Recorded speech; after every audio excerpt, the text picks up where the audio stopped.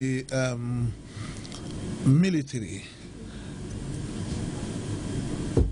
when they came in 1994, that marked their second attempt, to be involved in governance in the Gambia. The first one, that was in 1981 attempt that failed, so I would not know. But fortunately for Gambia and for the Gambians, in 1994. In 1994, they succeeded in taking over the mantle of leadership in this country.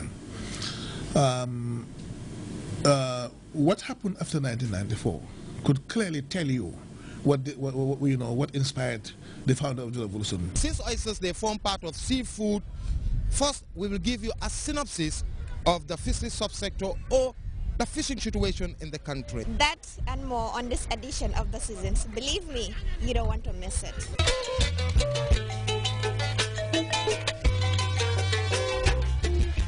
In recent years, the quest for producing food for a growing population has increased the importance of the fisheries subsector, which is highly diverse, incorporating marine and freshwater operations. Fisheries catches provides a cheap source of animal protein for the average Gambians, and the sector provides employment for tens of thousands of people.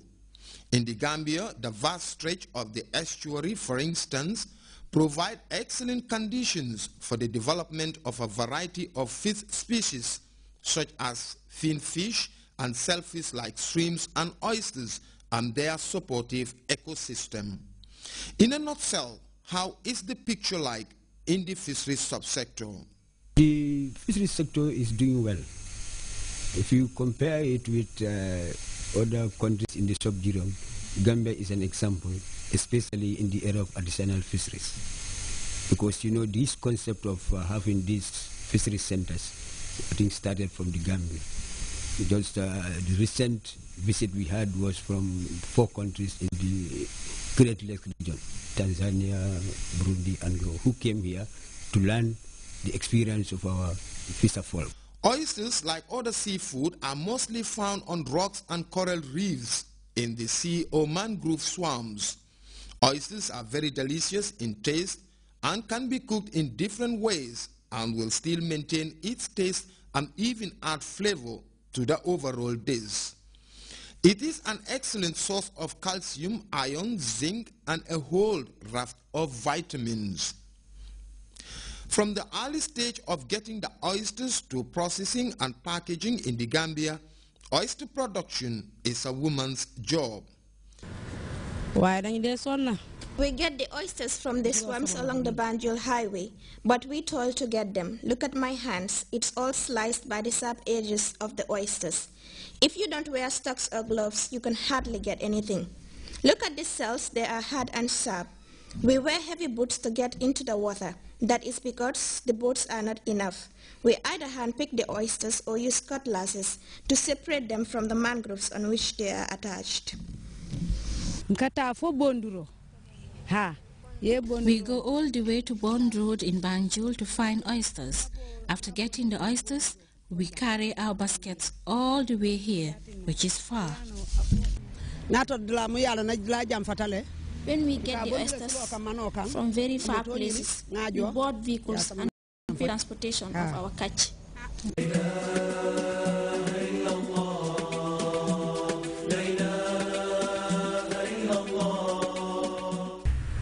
The holy month of Ramadan, Kumbha,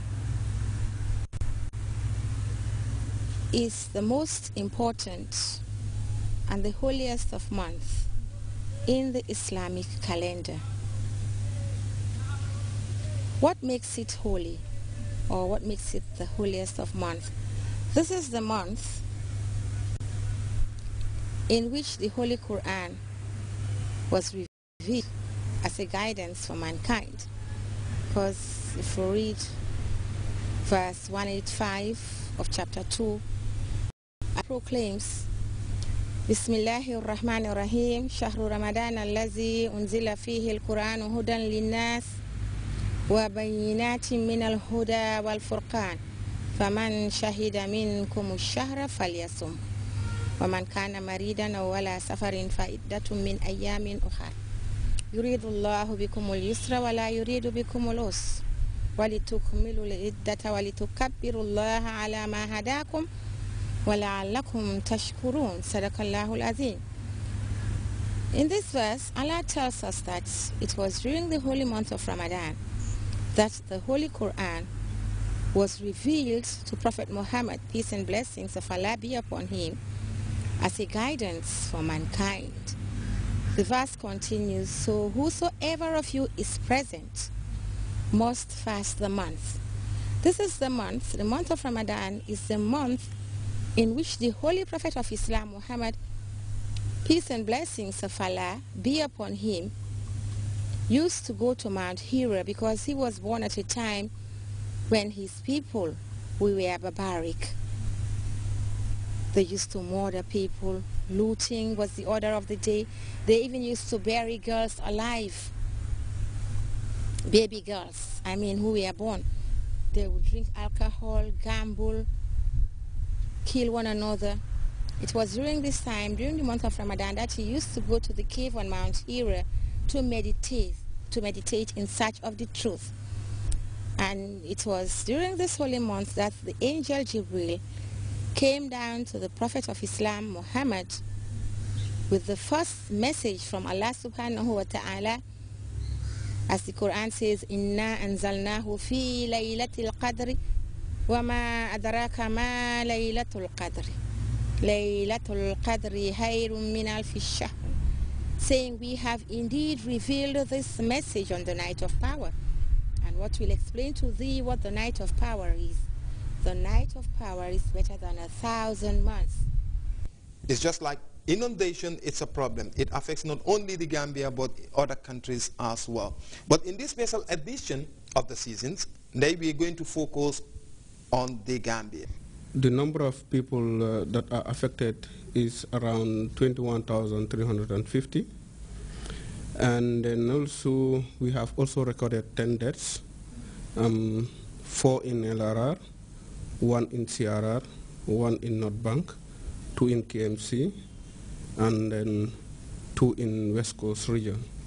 There are also a lot of infrastructural damage. There are buildings that are totally damaged, and the households are all displaced. Some of them are already hosted in schools. Others are hosted by their neighbors. There are also some damages to rice fields. Some of the rice fields are totally submerged. Some of the rice fields, because of the sand deposits, the fields are also, the crops are all damaged. Also, some of what we also realize is because of the consistency of the rainfall, crops like early millet and maize have stunted growth because they don't want continuous rain, because they need the sunlight. So if you observe during the months of July, August, and even September, there were no much sunlight. So as a result, some of those crops have stunted growth, and all this have impact to the nation. Floods are the most common natural disasters in both developed and developing countries, and they occasionally have devastating impact. Floods have enormous impact on the environment and society. It also destroys drainage systems in cities, causing raw sewage to spill into bodies of water. And in cases of severe floods, buildings can be significantly damaged and even destroyed. This can lead to catastrophic effects on the environment, as many toxic materials such as paint, pesticides and gasoline can be released into the rivers, lakes, bays and oceans, killing maritime life. Floods may also cause millions of dollars worth of damage to a city, evicting people from their homes and ruining businesses.